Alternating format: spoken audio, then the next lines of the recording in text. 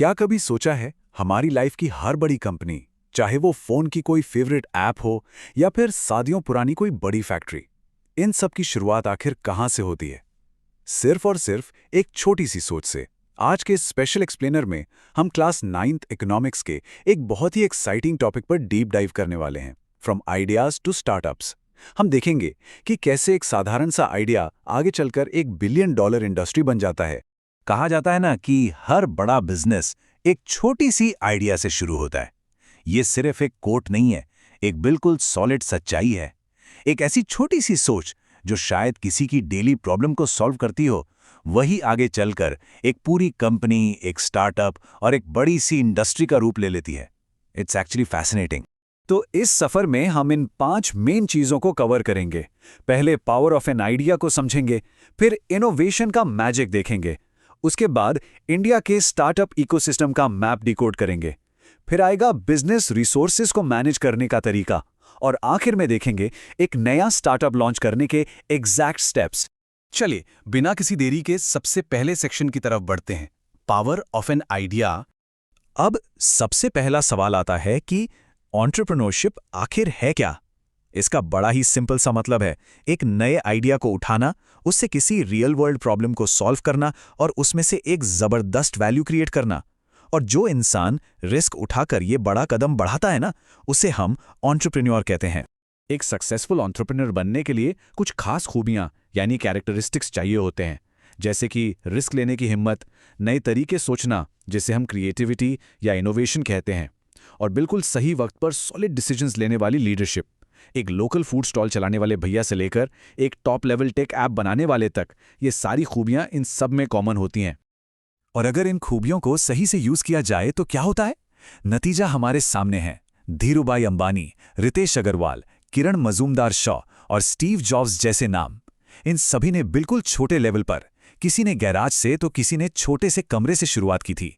इन्होंने लाइफ में नए रिस्क उठाए और आज इनकी बनाई हुई कंपनीज पूरी दुनिया को चला रही हैं।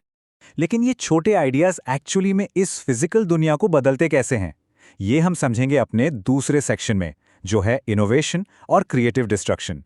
इकोनॉमिक्स के अंदर ना एक बड़ा ही इंटरेस्टिंग कॉन्सेप्ट होता है जिसे क्रिएटिव डिस्ट्रक्शन कहते हैं।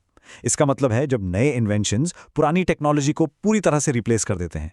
याद कीजिए, पहले हर जगह सिर्फ कैश चलता था, आज देखिए हर जगह यूपीआई का जमाना है। डीवीडीज की जगह नेटफ्लिक्स जैसे ओटीटी प्लेटफॉर्म्स ने ले ली हैं। तो बेसिकली नई सोच आती है और पुराने तरीके बस हिस्ट्री बन जाते हैं। यही है इनोवेशन का असली पावर। अब थोड़ा मैक्रो लेवल पर देखते हैं हमारे तीसरे सेक्शन में, इंडिया स्टार्टअप इकोसिस्टम। आइए देखते हैं कि हमारे देश में इन नए आइडियाज को एक्चुअली में कितना सपोर्ट मिलता है। आज का जो इंडिया है ना, वो इनोवेशन और स्टार्टअप्स का एक मैसिव ग्लोबल हब बन चुका है। देश में यूनिकॉर्न स्टार्टअप्स यानी वो कंपनीज जिनकी वैल्यू $1 बिलियन से ज्यादा है, उनकी संख्या तेजी से रॉकेट की तरह ऊपर जा रही है। फ्लिपकार्ट, जोमैटो, पेटीएम और बायजूस जैसे टॉप नाम इसी स्ट्रॉन्ग इकोसिस्टम का ही तो सबूत हैं। इस मैसिव ग्रोथ के पीछे कुछ बड़े नेशनल इनिशिएटिव्स का बहुत बड़ा हाथ है, जैसे मेक इन इंडिया, जो देश में डायरेक्ट मैन्युफैक्चरिंग को प्रमोट करता है।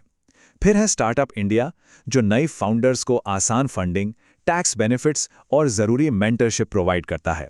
और ऑफ कोर्स डिजिटल इंडिया, जिसने इंटरनेट और डिजिटल पेमेंट्स को हर गांव और शहर तक पहुंचाकर सब कुछ ट्रांसफॉर्म कर दिया है। लेकिन यहाँ एक ध्यान रखने वाली बात है, इकोनॉमी सिर्फ इन बड़े टेक स्टार्टअप से नहीं चलती। यहाँ एमएसएमईज यानी micro, small and medium enterprise का रोल लिटरली सबसे बड़ा है, जो हमारे लोकल वर्कशॉप्स हैं, हैंडीक्राफ्ट बिजनेसेस हैं और स्ट्रीट वेंडर्स हैं। ये बेसिक सेक्टर्स एक्चुअली में लाखों लोगों को रोजगार देते हैं। ये लोकल इकोनॉमी की असली रीढ़ की हड्डी हैं। तो अब यहाँ एक बड़ा सवाल जो दिमाग में जरूर आता है कि एक स्टार्टअप एक्चुअली शुरू करने के मेन स्टेजेस होते क्या है? मतलब एक पेपर पर लिखे आइडिया से लेकर उसको रियल बिजनेस बनाने तक का सफर आखिर कैसा दिखता है? इसे डीपली समझने के लिए चलते हैं चौथे सेक्शन में, मैनेजिंग बिजनेस रिसोर्सेस। क्योंकि हवा में बिजनेस नहीं बनते, किसी भी आइडिया को रियलिटी बनाने के लिए कुछ फाउंडेशनल टूल्स की जरूरत होती है। तो किसी भी सक्सेसफुल बिजनेस के 5 सबसे इंपॉर्टेंट पिलर्स होते हैं। पहला, कैपिटल यानी पैसा या बैंक से मिलने वाली फंडिंग। दूसरा, ह्यूमन रिसोर्सेज, जिसका सीधा मतलब है आपकी एम्प्लॉय टीम। तीसरा है रॉ मटेरियल्स, जिससे प्रोडक्ट बनेगा। चौथा टेक्नोलॉजी, जैसे मॉडर्न कंप्यूटर्स या एआई। और पांचवा जो इन सब को बाइंड करता है वो है एंटरप्रेन्योरशिप स्किल, यानी फाउंडर की लीडरशिप। चलिए इसको एक बड़ी सिंपल सी बेकरी के एग्जाम्पल से समझते हैं। सबसे पहले रिसोर्सेज इकट्ठा किए जाते हैं, जैसे आटा, चीनी और बेकिंग मशीन्स। फिर आता है प्रोडक्शन का स्टेप, जहां एक्चुअल केक बनता है। उसके बाद वो केक कस्टमर्स को बेचा जाता है, यानी सेल्स।